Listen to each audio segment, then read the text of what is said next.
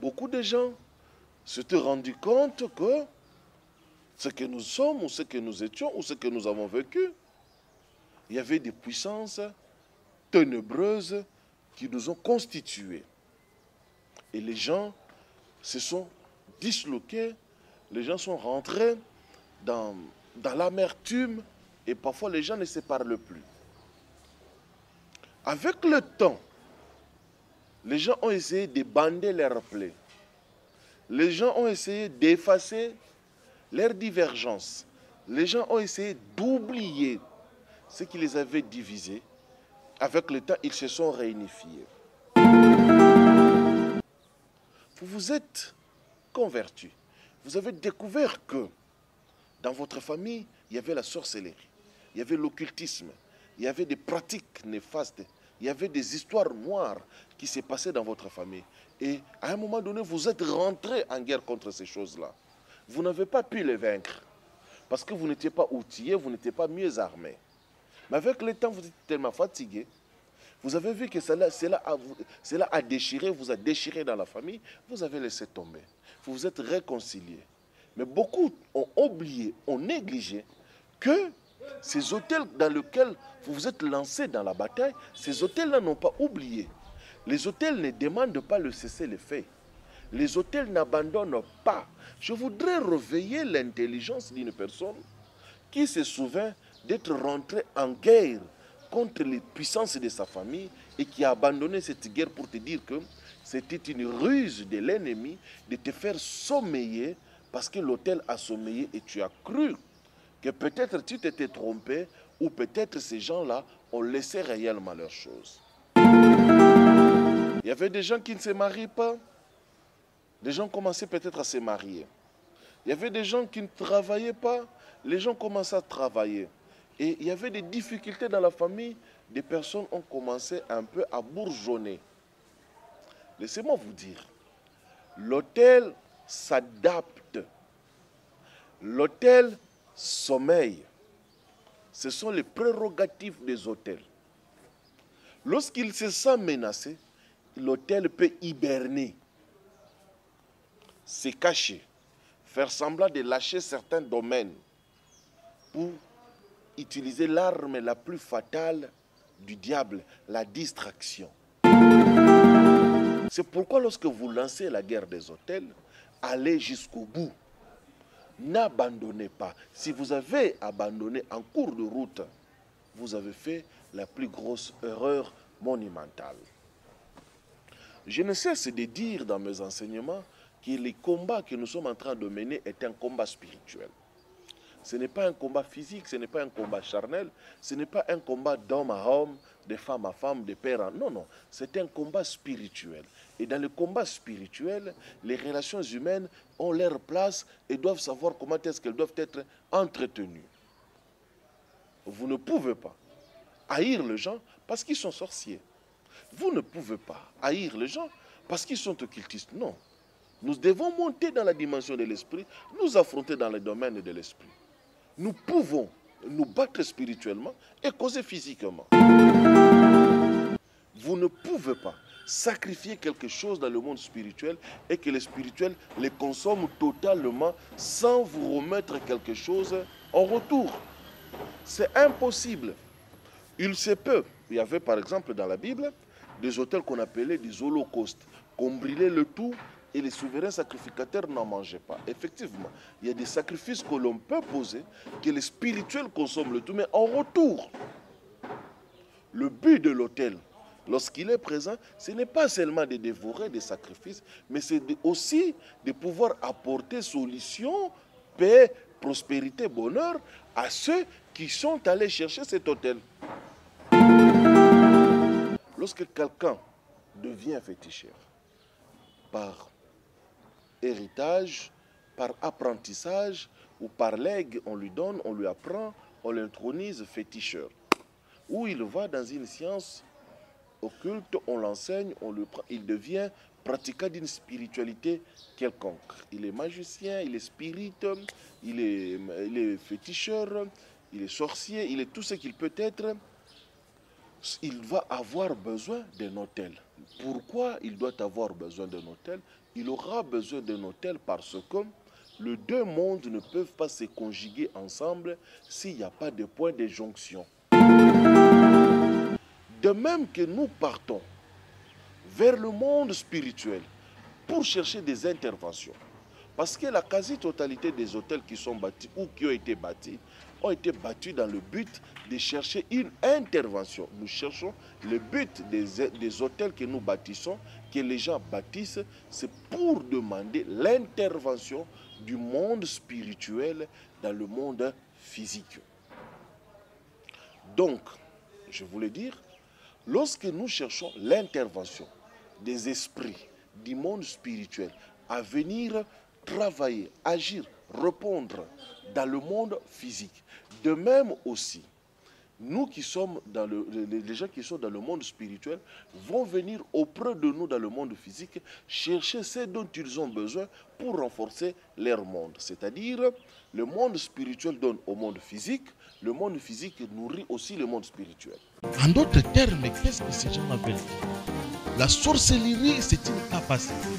Et ça, ensemble, il y a une connaissance, oyo mutu, oyo aza na œil ouvert, akoki ko acquérir nakati na monde oyo. Ensemble, il y a une pratique. Ensemble, il y a une maîtrise, il y a une énergie, il y a une force, il y a un esprit, il y a une entité, oyo mutu aza ko acquérir, aza ko gérer, ko dominer, ko utiliser.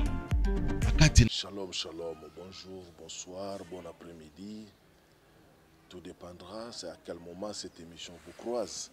Je suis heureux une fois de plus de me retrouver devant vous, devant vos télévisions, vos téléphones, vos Android, vos iPhones, vos ordinateurs, sur vos lieux de travail. Quelqu'un m'a dit, il suit ces émissions toujours sur les lieux de travail et ça lui permet parfois d'être encouragé. Que Dieu vous bénisse de partout où vous êtes. Et merci beaucoup pour les efforts que vous êtes en train de fournir pour nous pousser, pour nous aider à ce que nous donnions le meilleur de nous-mêmes. Que la paix, la grâce, la faveur de Dieu soit sur vous et sur tout un chacun de nous.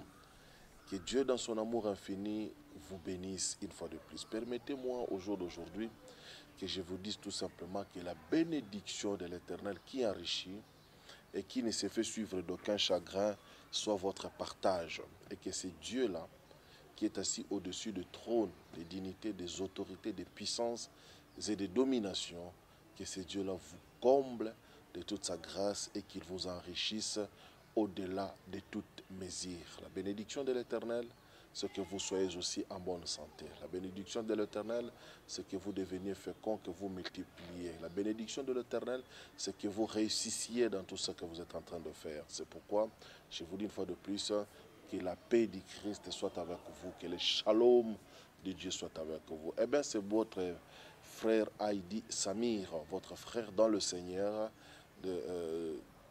parmi ceux qui servent le Seigneur Jésus-Christ sur cette terre des hommes. Et je suis heureux, une fois de plus, d'être en communion avec vous. Le numéro est là, abonnez-vous. Mon numéro est là, essayez de nous écrire. Nous vous répondrons. Appelez. Si nous ne répondons pas, laissez-nous un message. Nous reviendrons vers vous et nous ferons de notre mieux pour entrer en contact avec vous. Merci pour tous ces divers témoignages que vous êtes en train de nous renvoyer. Cela nous donne effectivement beaucoup de force et de courage, de volonté et d'abnégation d'être toujours là et de pouvoir vous parler. Que Dieu, une fois de plus, vous arrose dès partout où vous êtes. Ici, salutations particulières à tous ceux qui sont le nôtre, tous ceux qui sont avec nous dans cette école et tous ceux qui partagent avec nous au quotidien le vécu de tout ce que nous sommes en train de faire. Abonnez-vous, activez la cloche de notification et partagez encore une fois de plus les émissions. Faites ce que vous êtes en train de faire, c'est toujours une très très bonne chose. Ça pourrait atteindre quelqu'un qui pourrait être touché par le Seigneur et dont la vie peut être délivrée, et ça serait une bonne chose. Salutations à mes amis d'Haïti, salutations à mes amis de la Guadeloupe. Nous vous aimons, nous vous mettons dans nos prières. Que Dieu vous bénisse abondamment. Je voudrais au jour d'aujourd'hui évoquer, je ne sais pas comment je peux appeler ça, mais je voudrais quand même partager, voilà, je voudrais partager avec vous un point très capital. J'avais déjà introduit une première partie, je reviens sur une deuxième partie pour amener une large compréhension et une large définition de choses afin que vous compreniez. Écoutez-moi et suivez-moi attentivement. Ne zappez pas, ne ratez pas une partie, écoutez attentivement les choses dont je vais parler pendant quelques minutes et qui vont vous aider, qui vont vous donner le punch, le courage, la volonté de combattre contre certaines choses dans votre vie. Écoutez-moi, aucune dimension, aucun monde spirituel ne peut subsister s'il n'y a pas de principes et de lois et s'il n'y a pas des hôtels qui y sont référents ou des hôtels qui y sont bâtis. La force de toute spiritualité dépend non seulement des sacrifices qui sont posés, mais des hôtels qui sont posés et de ceux qui ont bâti ces hôtels-là. Lorsque Israël s'est retrouvé en captivité en Égypte, pendant 430 ans, Israël a commencé à pleurer, à crier. Les écrits sacrés disent que l'Éternel Dieu se souvint de l'alliance qu'il avait faite avec Abraham, Isaac et Jacob. C'est comme ça qu'il est allé susciter Moïse. Les autels dépendent de la force des personnes qui les ont bâtis. Et les autels deviennent forts par rapport au temps et à la durée qu'ils ont mis dans la famille, dans le clan, dans la tribu. Aucune personne ne peut se prétendre être fort spirituellement si derrière lui il n'y a pas des autels. Et au jour d'aujourd'hui, la question que vous avez dit, mais frère Samir, qu'est-ce que vous voulez nous dire? Et nous en Christ, oui, nous en Christ nous sommes forts, plus forts encore, parce que nous avons un autel de Yoshua à Mashiach. Et je ne cesse jamais de le dire dans mes enseignements, le Yoshua, le Mashiach, Jésus-Christ est l'autel sacrifice pour le chrétien d'abord. Et le temps que cet autel a mis, cet autel est en train de se renforcer. L'autel se renforce par le temps, l'autel se renforce par le sacrifice. Et le chrétien ne savent pas. Le Christ a instauré son sacerdoce en disant, prenez ceci, mangez, prenez ceci et buvez. Et à chaque fois que vous le ferez, faites-le en mémoire, en souvenir de moi. C'est ce qui renforce l'autel du christianisme ou l'autel chrétien. C'est-à-dire, à chaque fois que vous pratiquez la Sainte Seine, vous prenez le pain sans levain, vous prenez le vin, vous buvez, vous êtes en train de pratiquer le sacrifice ou le sacerdoce royal du Christ et vous renforcez l'autel. Ici, je souligne encore en disant, aucune spiritualité ne peut devenir forte s'il n'y a pas des autels en sous-bassement. Tout ce que vous êtes en train de voir, lorsqu'on vous dit, par exemple, comme vous avez la pauvreté, vous avez la stérilité, vous avez le manque de mariage, ces choses-là ne sont que les conséquences de la présence d'un autel. C'est-à-dire, lorsque votre père, votre arrière-grand-père, était pratiquant d'une puissance, d'un pouvoir, d'une science, d'une spiritualité quelconque, qu'il ait été féticheur, qu'il ait été pratiquant du vaudou, qu'il ait été occultiste, qu'il ait été tout ce qu'il ait été là, la force de ces pratiques dépend des autels qu'il aurait bâtis et des alliances qu'il aurait contractées. Et voilà.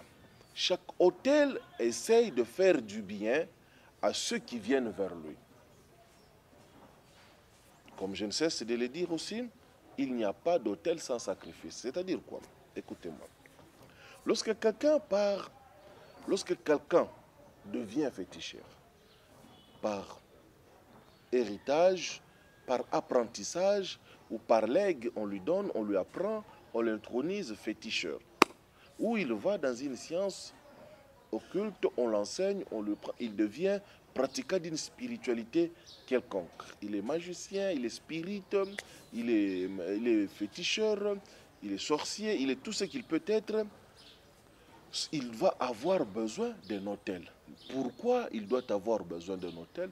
Il aura besoin d'un autel parce que les deux mondes ne peuvent pas se conjuguer ensemble s'il n'y a pas de point de jonction.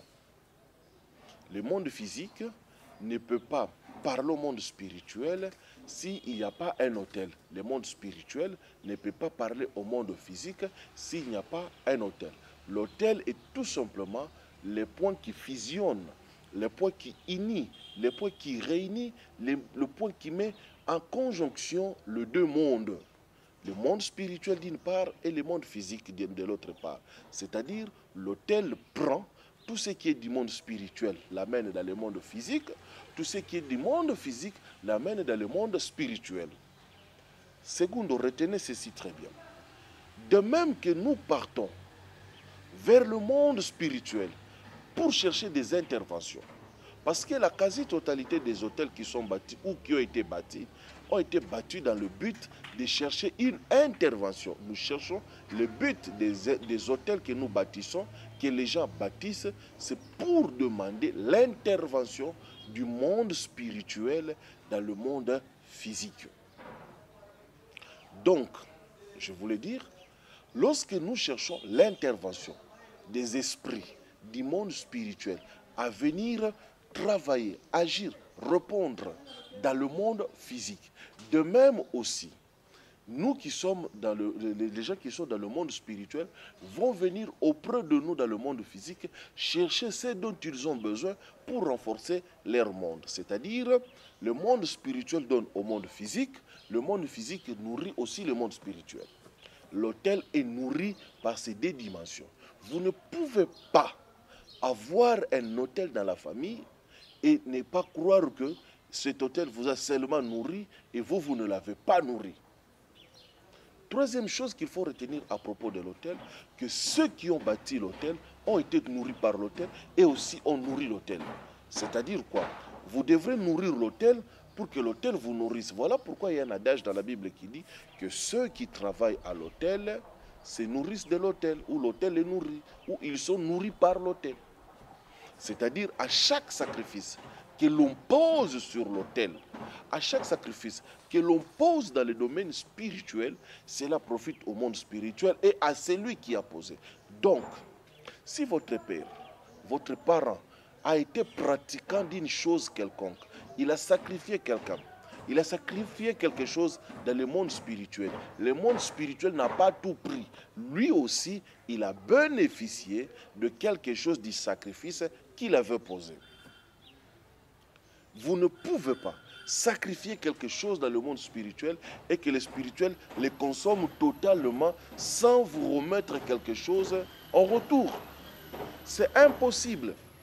Il se peut. Il y avait par exemple dans la Bible des autels qu'on appelait des holocaustes, qu'on brûlait le tout et les souverains sacrificateurs n'en mangeaient pas. Effectivement, il y a des sacrifices que l'on peut poser, que les spirituels consomment le tout, mais en retour, le but de l'autel, lorsqu'il est présent, ce n'est pas seulement de dévorer des sacrifices, mais c'est aussi de pouvoir apporter solution, paix, prospérité, bonheur à ceux qui sont allés chercher cet autel. Parce qu'on ne bâtit pas un autel pour en faire un monument, pour en faire une relique. On bâtit un autel pour pouvoir trouver des solutions. Parce que c'est un point de contact, c'est un passage du monde spirituel vers le monde physique, du monde physique vers le monde spirituel. C'est un point de passage. Et on ne peut pas bâtir un autel et laisser l'autel ne pas vous apporter ces particularités. Maintenant, qu'est-ce qui se fait que les gens commencent à remarquer, ou lorsqu'on enseigne les autels, on enseigne les négativités des autels. En fait, L'hôtel devient dangereux lorsqu'il n'est pas nourri, lorsqu'il n'est pas servi. Lorsqu'on vous parle d'hôtel dans votre famille, c'est-à-dire que vous venez d'atteindre une dimension où l'hôtel n'est pas nourri, n'est pas servi. Ici, je voudrais expliquer à quelqu'un d'ouvrir sa pensée et de comprendre mon enseignement. Lorsqu'un hôtel commence à vous nuire, commence à vous dévorer, c'est-à-dire que cet hôtel n'a pas été servi, n'a pas été nourri. Un hôtel laissé à l'abandon pendant un temps va se réveiller, va commencer à réclamer, va commencer à chercher ses droits. Voilà pourquoi, quel que soit le temps qu'un hôtel peut rester silencieux, s'il n'est pas détruit ou renversé totalement, un jour il se réveillera. Je vais ouvrir une parenthèse. Lorsque les gens se sont convertis dans les années 90, 80, 90, il y a eu beaucoup de problèmes de sorcellerie qui ont apparu dans des familles. Et beaucoup de gens ont découvert qu'ils étaient assis, qu'ils étaient bâtis sur beaucoup de réalités. Et beaucoup de familles s'étaient déchirées, séparées à cause des révélations qui étaient sorties. Et beaucoup de gens avaient remarqué que leur famille avait eu beaucoup de problèmes. Beaucoup de gens s'étaient rendus compte que ce que nous sommes, ou ce que nous étions, ou ce que nous avons vécu, il y avait des puissances ténébreuses qui nous ont constitués. Et les gens se sont disloqués, les gens sont rentrés dans l'amertume, et parfois les gens ne se parlent plus.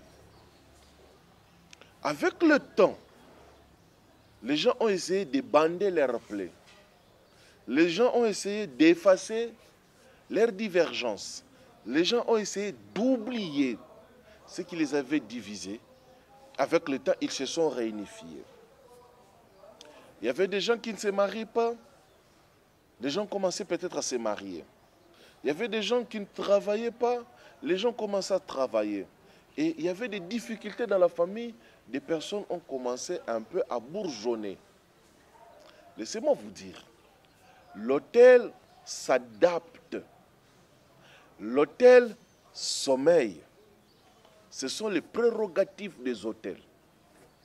Lorsqu'il se sent menacé, l'hôtel peut hiberner, se cacher, faire semblant de lâcher certains domaines pour utiliser l'arme la plus fatale du diable, la distraction. Vous vous êtes converti. Vous avez découvert que dans votre famille, il y avait la sorcellerie, il y avait l'occultisme, il y avait des pratiques néfastes, il y avait des histoires noires qui se passaient dans votre famille. Et à un moment donné, vous êtes rentré en guerre contre ces choses-là. Vous n'avez pas pu les vaincre parce que vous n'étiez pas outillé, vous n'étiez pas mieux armé. Mais avec le temps, vous êtes tellement fatigué. Vous avez vu que cela a déchiré, vous a déchiré dans la famille, vous avez laissé tomber. Vous vous êtes réconciliés. Mais beaucoup ont oublié, ont négligé que ces hôtels dans lesquels vous vous êtes lancés dans la bataille, ces hôtels-là n'ont pas oublié. Les hôtels ne demandent pas le cessez-le-feu. Les hôtels n'abandonnent pas. Je voudrais réveiller l'intelligence d'une personne qui se souvient d'être rentrée en guerre contre les puissances de sa famille et qui a abandonné cette guerre pour te dire que c'était une ruse de l'ennemi de te faire sommeiller parce que l'hôtel a sommeillé et tu as cru que peut-être tu t'étais trompé ou peut-être ces gens-là ont laissé réellement leurs choses. L'hôtel a la capacité d'hiberner. Ce sont les principes d'hôtel. Ils savent s'adapter aux situations. Lorsqu'il sent qu'il est menacé, l'hôtel a la capacité de se déplacer. L'hôtel a la capacité de rentrer dans le silence, de faire comme si de rien n'était. Et il va vous entraîner dans une distraction qui fera de telle sorte qu'à un moment donné, lorsqu'il va frapper, ça sera très grave, très nuisible pour vous. Et lorsqu'il se réveillera comme un volcan, lorsqu'il va se réveiller après son temps de sommeil, les gens ne se souviendront pas, la nouvelle génération ne se souviendra pas que les combats qu'ils sont en train de subir étaient les combats d'un hôtel qui était entré en sommeil. C'est pourquoi lorsque vous lancez la guerre des hôtels, allez jusqu'au bout. N'abandonnez pas. Si vous avez abandonné en cours de route, vous avez fait la plus grosse erreur monumentale. Je ne cesse de dire dans mes enseignements que les combats que nous sommes en train de mener est un combat spirituel. Ce n'est pas un combat physique, ce n'est pas un combat charnel, ce n'est pas un combat d'homme à homme, de femme à femme, de père à... Non, non, c'est un combat spirituel. Et dans le combat spirituel, les relations humaines ont leur place et doivent savoir comment est-ce qu'elles doivent être entretenues. Vous ne pouvez pas haïr les gens parce qu'ils sont sorciers. Vous ne pouvez pas haïr les gens parce qu'ils sont occultistes. Non. Nous devons monter dans la dimension de l'esprit, nous affronter dans le domaine de l'esprit. Nous pouvons nous battre spirituellement et causer physiquement. Moi, Heidi Samir, c'est ce que j'enseigne. Je n'ai pas peur, n'ayez pas peur de ces gens-là. Nous nous affrontons dans les domaines spirituels, mais mon père reste mon père, ma mère reste ma mère, mon frère reste mon frère, ma soeur reste ma soeur. On se partage, on ne se sépare pas, on ne se déchire pas. Mais nous nous affrontons. Mais puisque le combat, il est là, à un moment donné, eux, ils sont habités de la haine. Nous, enfants de Dieu, nous chrétiens, nous ne sommes pas habités de la haine.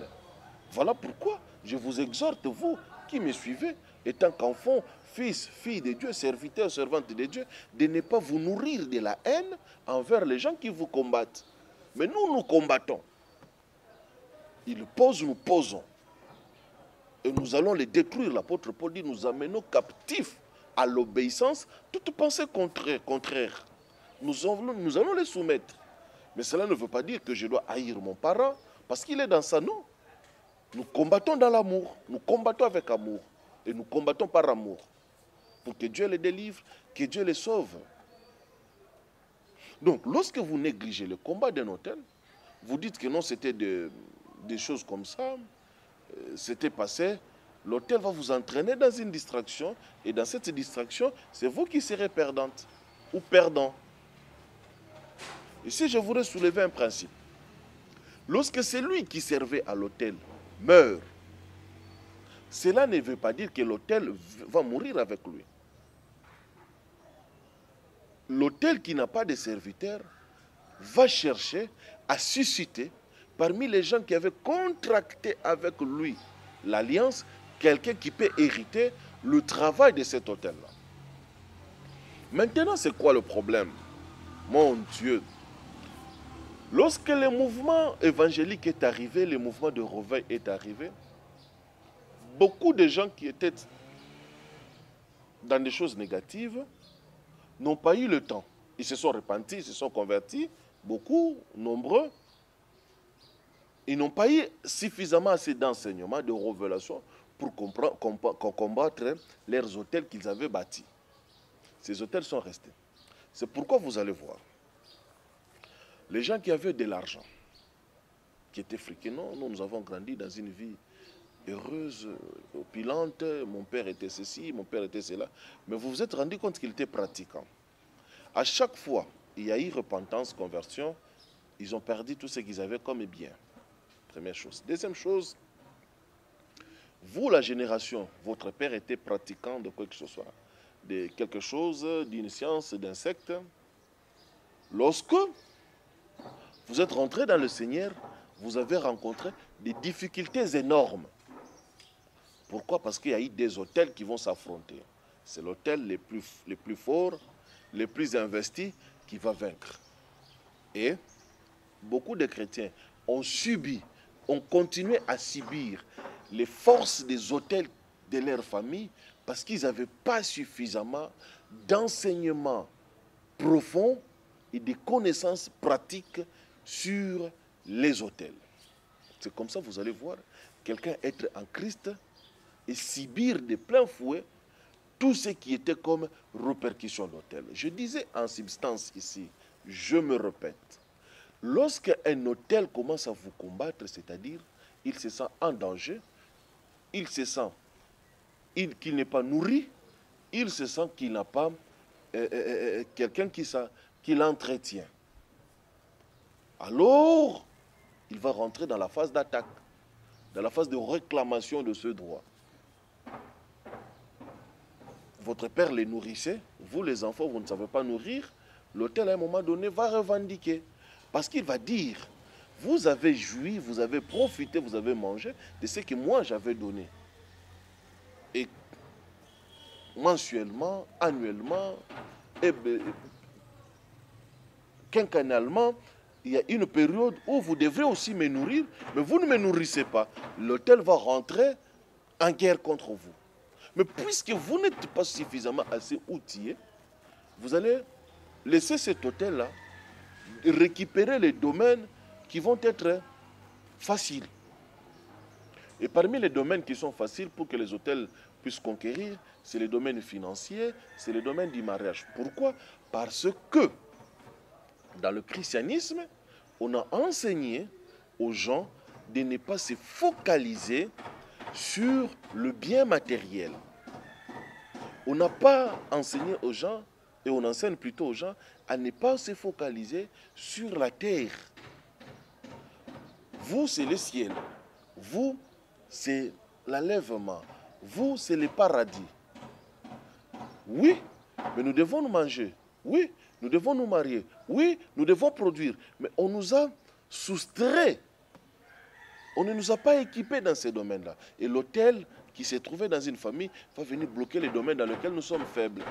Et il va commencer à bouffer. C'est pourquoi beaucoup de chrétiens, remplis du Saint-Esprit, ayant la grâce de Dieu en eux, sont pauvres, sans travail, sans enfants, même s'ils ont des enfants, peut-être les enfants n'excellent pas, ou le combat rentre même dans la vie de leurs enfants. Et beaucoup de chrétiens ne comprennent pas que on peut être sauvé spirituellement et perdre la chair, et perdre le sang, et perdre le corps. Je fais ma petite parenthèse parce que c'est l'objet d'une toute autre émission. Lorsque vous combattez l'autel, vous devrez renverser celui qui a bâti cet autel, renverser l'autel. Vous ne pouvez pas renverser l'autel et laisser celui qui a bâti l'autel. Celui qui a bâti l'autel va rebâtir un autre autel si vous renversez son autel. Un autel qui reste seul, sans celui qui l'avait bâti, peut susciter d'autres personnes pour venir servir à l'autel. Donc lorsque vous rentrez en guerre contre les autels, renversez les autels, renversez les bâtisseurs des autels. Mais vous ne pouvez pas renverser ces autels-là si vous ne découvrez pas quelles sont les alliances qui lient ces autels et quelles sont les alliances qui vous lient, vous, à cet autel-là. En dernier point, quelles sont les choses que cet autel-là a consommées, vous qui appartenez à cette famille d'autels-là, quels sont les sacrifices qui ont été prélevés sur vous, qui ont été déposés sur cet autel-là. Si vous ne parvenez pas à découvrir ce qui a été sacrifié en vous, il vous serait difficile, même si vous êtes en Christ, de récupérer ces choses-là. Je donne un exemple. Quelqu'un qui va chez un féticheur pour dire « moi je vais devenir riche », il sacrifie sa progéniture. On lui donne de l'argent, il devient millionnaire, milliardaire, il gagne le succès, tout ce qu'il peut gagner, tout ce qu'il peut avoir sur la terre. Lorsqu'il s'est converti, il a beaucoup de chances de perdre tout ce qu'il avait gagné dans le monde là, et finalement de perdre toujours aussi sa progéniture. Et beaucoup de gens ont vu des personnes vivre cela. Il s'est converti, mais le sacrifice qui a été posé sur sa vie va demeurer intact. Parce que Satan va se présenter, il va réclamer. C'est là où les enseignements spirituels deviennent importants pour savoir lorsqu'une personne a été posée sur un autel, lorsqu'un domaine d'une vie a été posé sur un autel, qu'est-ce que la personne peut faire? Ici, je reviens à ma phrase que je répète au quotidien.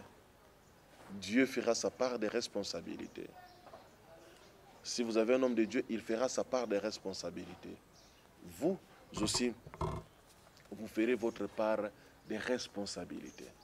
Personne ne fera la part des responsabilités à l'autre. Les autels vont vous combattre si vous ne comprenez pas, vous ne maîtrisez pas quelle est votre responsabilité. Mes chers amis, là où il y a un hôtel, il faut bâtir un contre-hôtel. Là où il y a une loi, il faut ériger une contre-loi. Là où il y a un sacrifice, il faut faire un contre-sacrifice. Mais le grand problème avec le christianisme ne sait pas exploiter l'hôtel des hôtels. Le christianisme est resté au niveau de beaucoup de blablabla. Le christianisme n'a pas compris les pouvoirs de la puissance de la parole que le Christ a déposé dans leur bouche. Ils n'ont pas compris le pouvoir de la Sainte Seine. Ils n'ont pas compris le pouvoir du pain et du vin. Et le diable a fait des efforts énormes pour vider le christianisme de finances et de le mettre dans des conditions difficiles. C'est au jour d'aujourd'hui que les chrétiens commencent à comprendre qu'ils peuvent avoir une vie heureuse et se préparer pour le ciel. Regardez des générations tout entières qui ont refusé de se lancer dans des investissements, dans du travail, dans des efforts, parce que pour eux c'était le ciel. La plus grande arme que l'ennemi utilise, c'est la distraction. Et la distraction vous fait passer tout votre temps. Vous ne pouvez pas, mes chers amis, vous ne pouvez pas atteindre une victoire spirituelle lorsque vous passez tout votre temps à prier. Et c'est le christianisme que nous avons au jour d'aujourd'hui. Vous devrez être en prière constamment. Et tout le jour, à tout moment. Un christianisme incapable d'avoir une race de personnes qui peuvent s'asseoir, réfléchir, construire, investir, mais qui sont là en train de passer beaucoup plus de temps à pleurer, à crier, à se lamenter. Un christianisme qui est incapable de conquérir des grandeurs parce qu'ils ont peur que les hautes autorités, les postes élevés, c'est pour ceux qui sont féticheurs, qui sont occultistes. Nous, c'est ramasser ce qui tombe. Nous avons un christianisme de Lazare, du pauvre Lazare. Nous ne contactons que de miettes. Parce que nous avons peur d'aller dans l'au-delà, de nager dans des eaux troubles. Nous avons peur. Nous croyons qu'un chrétien qui s'en va dans ces choses-là va devenir automatiquement un pratiquant ou va être un perdu. Il faut refuser ça. L'Église organise séminaire sur séminaire, 21 jours, 56 jours, 300 jours. C'est-à-dire que chaque jour, vous êtes là que dans l'Église, en train... Non. Vous devrez travailler. Vous devrez investir, vous devrez réfléchir. Oui, vous devrez prier. Mais vous devrez avoir des techniques pour savoir comment renverser ces hôtels-là. Et le plus dangereux de tout ça, c'est cette race de chrétiens qui veut tout comprendre maintenant. Ah, mais vous avez fait une émission, vous n'avez pas tout dit. Il fallait... Non, étape par étape. Nous sommes en train de... Vous devrez d'abord commencer par enlever les écailles de vos yeux. Comprendre que je suis face à des hôtels qui étaient soit abandonnés, soit négligés, soit notre hôtel dans la famille est en train de sommeiller. Voilà les trois... On vous a parlé des renversements des hôtels, des pharaons, des gestionnaires de vos hôtels. Il se passe, soit vous êtes dans la distraction, soit votre hôtel est en train de sommeiller, ou soit tout simplement votre hôtel est en stand-by. C'est à vous de savoir à quelle étape votre hôtel se retrouve en ce moment-ci. Et qu'est-ce que vous pouvez faire pour déraciner ces hôtels-là. Je m'arrêterai avec cet exercice. Dieu va appeler Gédéon pour lui dire, va, tu vas donner la victoire à Israël, c'est par toi. Dieu va lui donner un ministère. Dieu va donner un ministère puissant à Gédéon. L'ange va venir, Gédéon va mettre l'offrande là-bas, l'ange va toucher le feu. Dieu va donner un ministère puissant à Gédéon. Un appel fracassant. Juge chapitre 6. Mais lorsque vous arrivez au verset 25, après qu'il ait réussi l'appel, après qu'il ait réussi les témoignages, les signes de son appel, la mission de son appel, l'investissement de son appel. Au chapitre 25, on va dire dans la même nuit. C'est là où les hôtels commencent, la nuit. Parce que c'est la nuit qui enfante le jour. Ce n'est pas le jour qui enfante la nuit. Non. C'est pourquoi je ne cesse de vous dire, développez la nuit spirituelle que vous êtes. C'est la nuit qui enfante le jour. Il y a un soir, il y a un matin. Dans la même nuit, Juge chapitre 6, verset 25, Dieu dit à Gédéon, réveille-toi, prends le jeune taureau et le taureau de 7 ans qui est à ton père. Donc un taureau pour renverser l'autel. Hein? Ici, là, j'expliquerai ça dans mon école. Pourquoi il doit renverser un autel par un sacrifice et bâtir un autel par un autre sacrifice. C'est là où les gens ne comprennent pas. Il renverse l'autel avec un sacrifice, il bâtit l'autel avec un sacrifice. Et il va prendre l'autel de son père. C'est comme ça que vous allez suivre avant de commencer l'appel. Il va dire que je suis pauvre, je suis le plus petit à Manassé. Mais son père était un grand pratiquant. Un grand pratiquant, avec un autel dans leur maison. Mais Gédéon se reconnaissait. Pauvre, petit, faible. Mais ils avaient un grand autel. Et Dieu va leur dire, renverse l'autel de Baal qui est à ton père, qui est dans ta maison. Après avoir reçu tous ces appels-là, il devrait faire ces sacrifices-là. Mais lui qui disait qu'il était pauvre, Dieu lui a dit de prendre 2 taureaux. Que Dieu vous bénisse, que la paix de Dieu soit dans vos maisons. À celui qui n'a rien, on ôtera même le peu qu'il croit avoir. C'est ça le principe. Et voilà pourquoi le diable veut que vous demeuriez dans la pauvreté. Parce qu'il sait que lorsqu'on est pauvre, l'on ne peut pas servir les divinités ou les esprits. Shalom, paix, bénédiction dans vos maisons. Que la guérison rentre dans vos maisons par cet enseignement. Au nom de Yoshua Mashiach. Amen, à la prochaine. En d'autres termes, qu'est-ce que ces gens veulent dire? La sorcellerie, c'est une capacité. Et ça, ensemble, il y a une connaissance. Oyo mutu, oyo aza na œil ouvert, akoki ko acquérir nakati na monde oyo. Ensemble, il y a une pratique. Ensemble, il y a une maîtrise, il y a une énergie, il y a une force, il y a un esprit, il y a une entité. Oyo mutu aza ko acquérir, aza ko gérer, ko dominer, ko utiliser.